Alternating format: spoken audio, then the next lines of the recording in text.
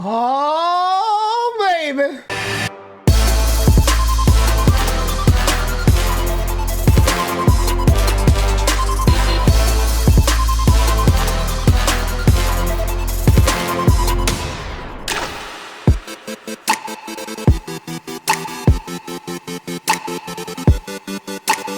Yo, everybody, it's your main man, Mighty Albert, and holy freaking crap, what a freaking Friday.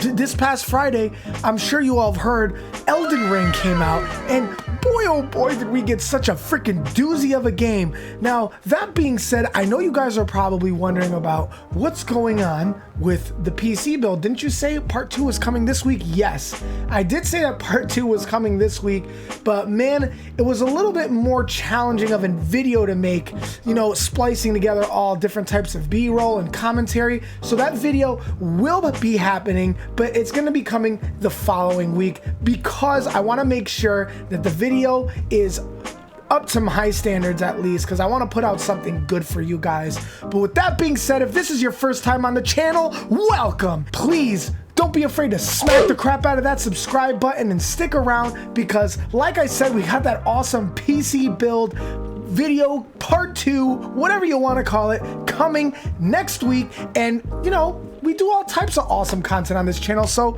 stick around, it's for free. Just a little spoiler and a little bit of a teaser for next week's video. Check it out, it came, the 3080 Ti in all of its glory. This is the Founders Edition card. It's such a beefy, beautiful graphics card. This is the dream. This is the pinnacle of graphics cards for gaming. I mean, unless you're talking 3090, but I mean, dude, this thing is sweet. We're so lucky to have gotten it in the mail. It's incredible. And we're going to tear this one down and we're going to put that vector block on it. So like I said, stick around and subscribe because it's going to be such a sick build. But that being said, guys, this week we're going to be talking really quick about Elden Ring because honestly, any moment that I had this weekend and even yesterday and a little bit today too, I just wanted to play that game. I couldn't help but indulging myself in playing this game repeatedly. I think I already got about 17, 18 hours of gameplay, and I feel like I barely scratched the surface with this game. But I do want to talk about some of the issues that this game is receiving, whether that be on the PC side of things, the Xbox side of things, and the PS5 side of things, okay? Because there's a lot of things I think that people are overlooking about this game in particular. First, that being that this game really isn't for everybody, okay? This is like the college. This is like getting your doctor's degree in college of RPGs, right? I've personally never played any type of Souls game. Anything from FromSoft, I've never actually played. I've never played Dark Souls 1, 2, or 3. I played Bloodborne for the PS4 when it like first came out and I couldn't freaking stand that game. I hated it. I've never played the other Souls games, but this was my first true attempt at the notoriously hard, punishing game that these types of games are. And while I am dying so freaking much, okay, I see the death screen more than I see the win screen. Like, you know, I mean, like when you kill an enemy and the enemy has fallen or whatever the frig it says, I die so much in this game. I love the open world aspect. I love the traveling to this game, trotting down the forest or in through a swamp or over a mountain. Nothing is more adventurous and RPG than this type of game. You can seriously get lost. And while I enjoy that type of gameplay, a lot of people really don't. I mean, this game is getting slammed with negative review from consumers saying, oh, I don't know where to go, man. This game is so confusing. This game doesn't really tell you where to go. How do I know how to level up what I need to level up? How do I know what pieces of armor I need for my class and yada, yada, yada? And you know what? Those are valid points. This game does not hold your hand at all. I was telling my cousin Gianna, I was like, she wanted to get this game and I did tell her it was a great game, but man, you just skipped elementary school, you skipped middle school, you skipped high school, and even some part of college, because this is like going and skipping all that type of schooling and getting your freaking doctor's degree right off the rip.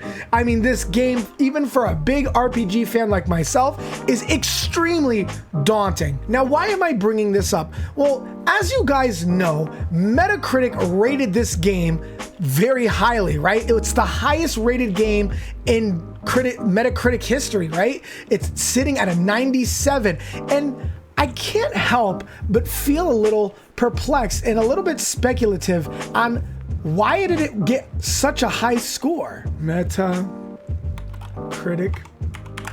scores for Elden Ring. But as you can see, it's sitting at a 97. It's insane that this game scored so freaking high.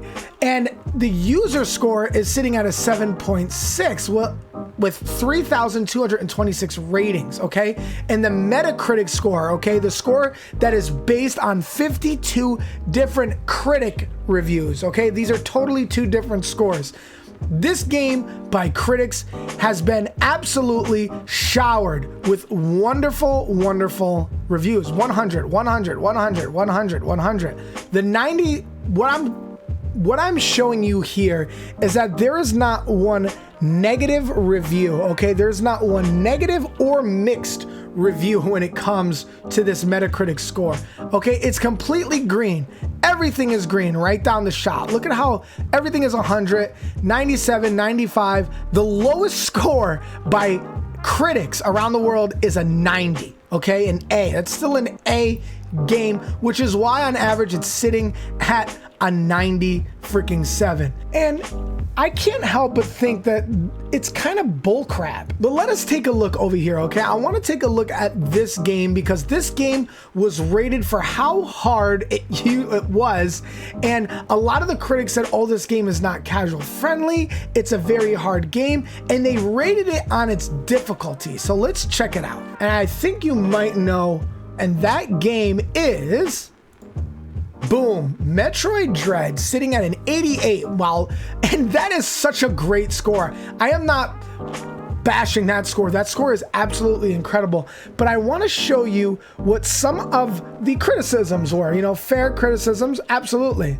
We're going to go to the mixed reviews, okay? So let's read, I'm going to read this review in particular that gave it a 70, a mixed review, okay? So this review that I'm showing you is someone who gave Metroid Dread a 70 rating on Metroid Dread, and it's a mixed review, right? And I want to highlight one of the lines in particular that this reviewer gave this game, and we're going to look right here, okay?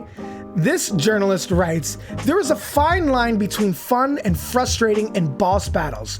Code developers Mercury Steam and Nintendo, EPD, demonstrate how difficult it can be to walk that line. With Metroid's first original 2D side-scrolling adventure in 19 years, frequently stumbling over it, there is a confluence of issues at play here, each working to ensure that Metroid Dread's numerous boss fights and enemy encounters slowly pick at your patience. I mean, what other game do you know that might pick at your patience, right? I mean, what game will just eat at your frustrations and eat at you until you just freaking want to throw your controller at the TV? Ooh, Elden Ring is a pretty frustrating game with very tedious mechanics, and that you can't make any type of mistake or you are going to get folded in half. Listen, I'm not saying that Elden Ring deserves a lower rating, okay? I just find it a little weird that a lot of criticisms that reviewers give other games about being too challenging or very frustrating, this game almost gets a free pass from that category. But, you know, maybe it's because it's kind of expected from FromSoft, you know?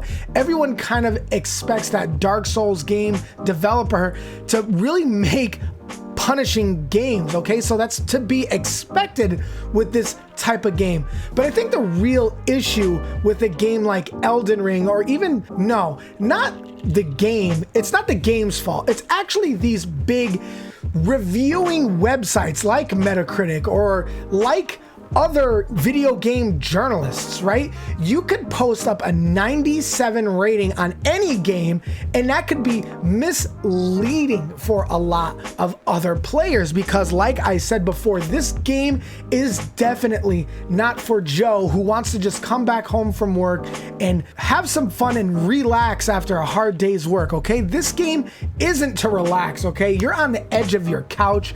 You're up against the TV screen waiting for something to just run up behind you and stab you right in the freaking back and just ruin everything, and you lose your runes and you gotta run back and get them because if you die again, you can kiss those runes goodbye, and it can be very frustrating. What I'm getting at here, guys, is that you cannot take critics, video game journalists, as law, okay? You can't take them as like the end all be all. Oh, Metacritic says it's a 97, so there's no way I'm not gonna like it. No, the best way to find out if a game is for you is to wait for those consumer reports, okay?